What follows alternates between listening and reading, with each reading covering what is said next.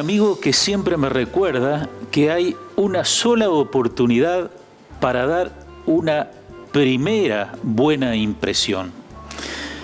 Más aún, el primer contacto presencial con una persona empieza por la mirada, de modo que esa buena impresión comienza por cómo aparezco ante los ojos de los demás. En los años 70, un profesor de Estados Unidos publicó 2 libros, uno para hombres, otro para mujeres, sobre cómo vestirse para alcanzar el éxito. No leí los libros, pero uno puede darse cuenta de que sí, la forma en cómo va vestida una persona es uno de los aspectos que entra en la imagen que nos formamos de esa persona. Pero también sabemos, como dice el refrán, que aunque la mona se vista de seda, mona se queda. Es decir, que se puede adornar la realidad, pero el adorno no cambia lo esencial, lo que está dentro, que como decía aquel entrañable Principito, es invisible a los ojos. En la Biblia hay diferentes indicaciones sobre vestimenta, pero hay 2 que fueron tomadas muy en serio, incluso hasta exageradamente, y eso llega hasta los tiempos de Jesús. Una de esas indicaciones dice: estas palabras que yo te mando hoy, es Dios el que habla, serán como insignias ante tus ojos. Este es el origen de las filacterias, unas cintas de cuero negro en las que estaban escritos textos de la palabra de Dios.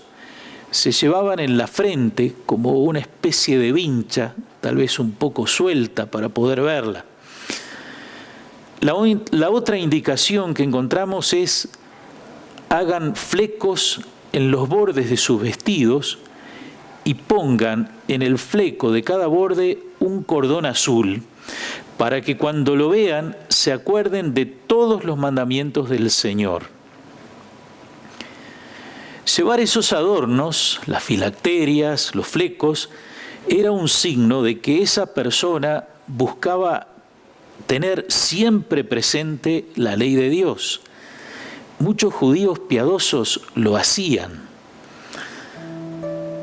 En el Evangelio de este domingo encontramos palabras muy duras de Jesús hacia unos hombres que se preocupaban demasiado por esos detalles de su vestimenta. Estos personajes, dice Jesús, agrandan las filacterias y alargan los flecos de sus mantos. Fíjense que Jesús no les reprocha que lleven las filacterias ni los flecos, sino que los agranden. Eso porque la exageración es un síntoma de que lo que importa es la apariencia, el cómo me veo, el ser visto por los demás. Esos hombres eran los fariseos. Hoy en día decirle a alguien fariseo es insultante, es llamarlo hipócrita. Pero en los tiempos de Jesús, los fariseos eran miembros de un importante movimiento religioso dentro del judaísmo, un movimiento que incluso conseguía acercar a muchos no judíos a la fe en el Dios único. Es curioso, pero cuando encontramos a Jesús enojado en el Evangelio, porque Jesús también se enojaba, lo encontramos particularmente enojado en su confrontación con los fariseos. ¿Por qué? Porque el mensaje de los fariseos no solo era diferente al de Jesús, sino que en muchos aspectos era opuesto. Para empezar, fariseos significa separados. ¿Separados de quién? Claramente separados de los pecadores, separados de aquellos que no cumplen la ley de Dios con respecto al sábado, con respecto a la pureza ritual y tantas otras. Los fariseos observan que Jesús se sienta a la mesa con publicanos y pecadores. O sea, Jesús no solo no se separa de ellos, sino que va y come con ellos, algo que construye vínculos entre las personas. O ven que los discípulos de Jesús comen con las manos impuras, es decir, sin lavarse antes. O que el mismo Jesús no respeta el sábado, haciendo curaciones en el día de reposo. Por otra parte, Jesús señala como hipócritas a los fariseos y a todos los que hacen las obras indicadas por la palabra de Dios delante de los hombres para ser vistos por ellos. Todo lo hacen para que los vean, dice Jesús, y pone ejemplos. Dan limosna trompeteando por delante para ser honrados por los hombres.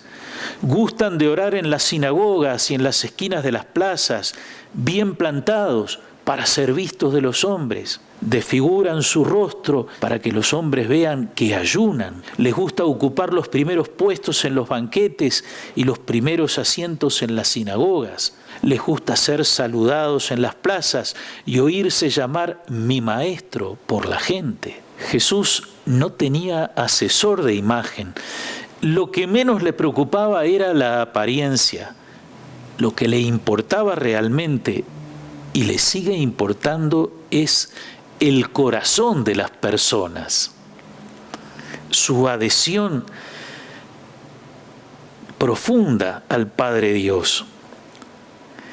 En las indicaciones que dan lugar a las filacterias y a los flecos, se dice también algo muy importante.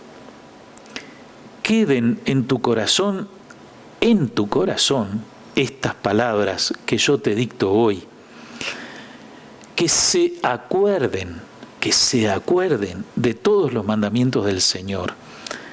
No bastan esos signos externos de llevar consigo los mandamientos o algo que los recuerde. Es necesario cumplirlos y cumplirlos de corazón. Por eso, las otras palabras duras de Jesús que escuchamos este domingo. Los escribas y fariseos ocupan la cátedra de Moisés. Ustedes hagan y cumplan todo lo que ellos les digan, pero no se guíen por sus obras, porque no hacen lo que dicen. Atan pesadas cargas y las ponen sobre los hombros de los demás, mientras que ellos no quieren moverlas ni siquiera con el dedo. Es lo que irónicamente traduce el refrán popular. Haz lo que yo digo, pero no lo que yo hago.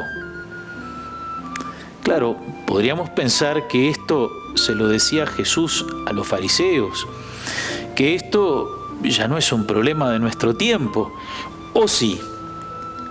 ¿No tenemos hoy otra forma de agrandar filacterias y flecos?